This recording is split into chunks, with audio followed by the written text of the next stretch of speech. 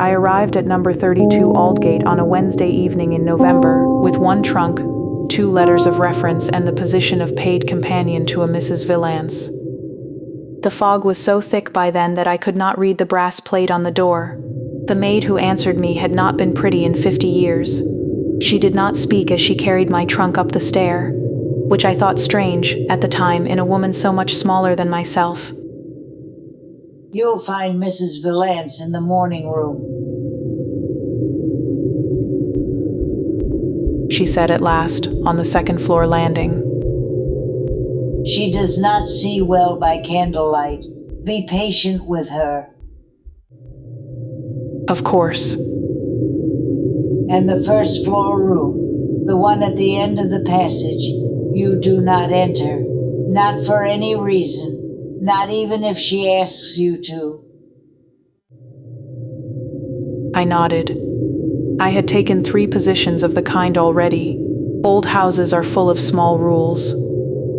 Mrs. Vellance was a small woman, very pale, sat by a low fire in a chair too large for her. She did not rise. She held out a hand that was cold and dry, and looked into my face for a long, careful moment. "You're younger than I'd hoped." "Ma'am?" "Never mind. Sit, dear. Read to me." I read, that first evening, from a slim volume of devotional poetry she handed me. She kept her eyes closed. When I reached the end of a verse about lambs and quiet pastures, she whispered, almost to herself. "She's listening." I waited. She said nothing more, only opened her eyes after a moment and asked for more tea. That night I woke to the sound of a door closing on the floor below. I lit my candle. The house was still. I told myself it had been a dream. In the morning I found my diary on the writing desk, open to that day's date. 3 lines were written in a hand very like my own. I was good. I was patient. She does not yet know. I closed the book and pushed it under my pillow. My hands were trembling. I told myself it was the cold. Mrs. Vellance grew fond of me.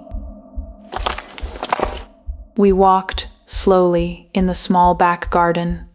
We took tea by the fire. She would sometimes lift her head as though she had heard something far off, and ask, "Is she at the door?" "There is no one, ma'am."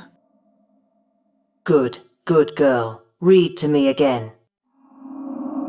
A week passed, then another. I began to lose small things. A button, a ribbon, a page from my diary torn cleanly out at the spine.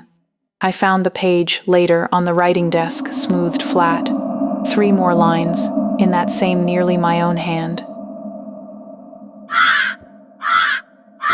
"The mistress is failing. It will not be much longer. I am almost ready." The maid brought up a tray that evening and set it on the side table without looking at me. "How long have you served Mrs. Vellance?" She paused at the door. "Since I was your age, miss." She said it carefully, the way one answers a question one does not wish to answer. "There has always been a sitter at Aldgate." "There have been others before me?" "Many." "Where did they go when their position ended?" She did not turn. "They did not leave, miss. The mistress only grew tired of their faces." That night I did not sleep. I listened to the house. I heard, at last, what I had been waiting to hear. Soft footsteps, beginning above me in the attic, descending the stair, passing my own door, and going on down to the first floor. The door at the end of the passage opened and closed. I lit my candle. I went down. The door was unlocked. The room beyond was small and very cold. Sheets covered everything: the chairs, the writing desk, a tall standing easel, and on the easel a single covered portrait. There was no one else inside. I lifted the sheet from the portrait. It was a painting of a young woman in a high-collared dress, perhaps 23, seated upright with her hands folded in her lap. The eyes were my eyes. The mouth was my mouth. The little crooked tooth I cannot see in any glass without consciously bearing it was painted, faintly, where my own crooked tooth lay. In the lower right corner, in a careful copper plate, the artist had signed it. The date below the signature read 1847. I stepped back. The candle flame trembled. There was a small brass plate set into the frame. I bent to read it. The Sitter. Afterlife. I heard the front door, 2 floors below. The bell did not ring. The door simply opened, the way a door opens for a thing that has always been allowed inside. A young voice, on the threshold, very polite. I'm here for the position, ma'am, about the post of companion. The maid in the hall. Come in out of the cold, miss.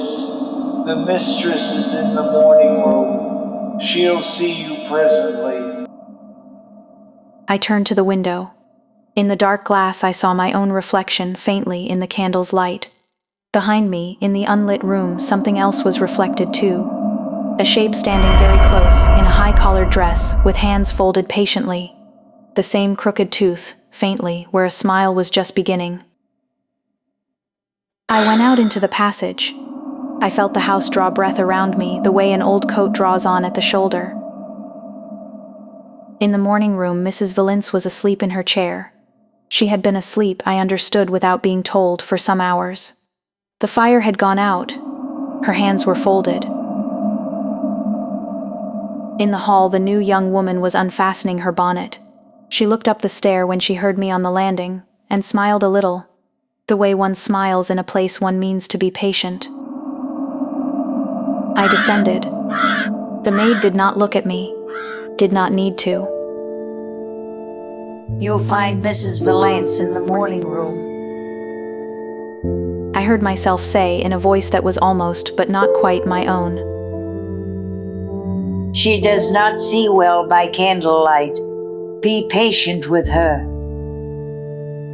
Of course. The young woman said.